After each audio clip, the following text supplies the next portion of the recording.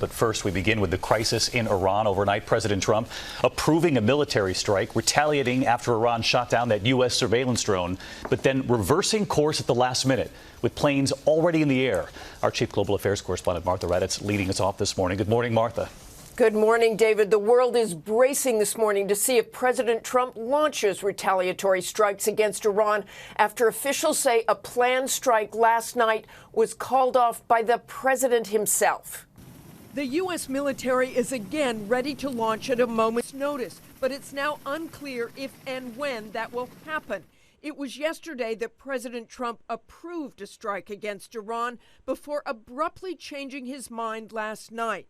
The president tweeting a short time ago that we were cocked and loaded to retaliate last night on 3 different sites. When I ask how many will die, 150 people, sir, was the answer from a general.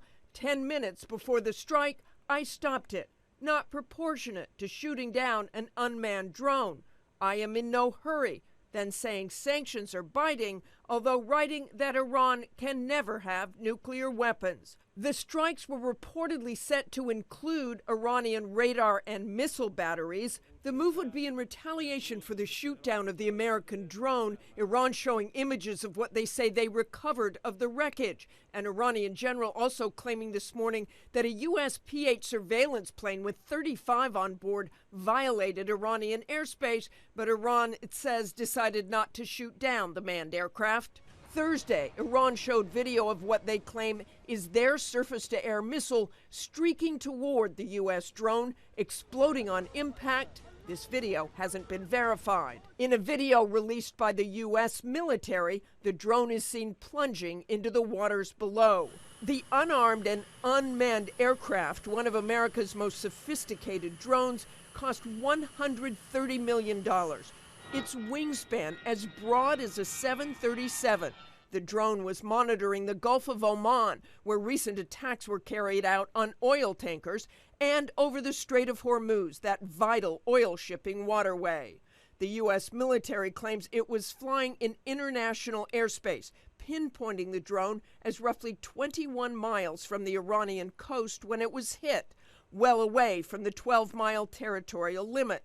But Iran maintains the drone was in Iranian airspace. Its Revolutionary Guard Corps stating, an enemy that violates our borders will not return and will be destroyed. The president initially issuing a stern warning. They made a very bad mistake. But then suggesting it may have been a foolish error, seeming to question whether Iran intended to shoot down the drone. I find it hard to believe it was intentional, if you want to know the truth. I think that it could have been somebody who was loose and stupid that did it.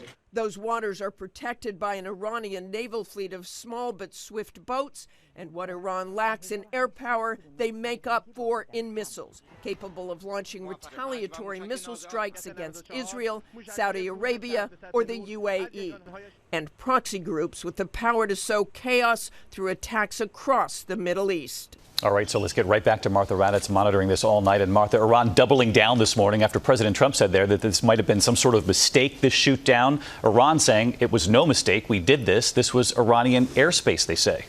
Exactly. In fact, Iran even tweeting out coordinates of where they say the drone was flying and where it was shot down, still claiming this morning it was in Iranian airspace, but being quite clear that they shot the U.S. drone down on purpose, David. All right, Martha Raddatz starting us off on a Friday morning. Martha, thank you.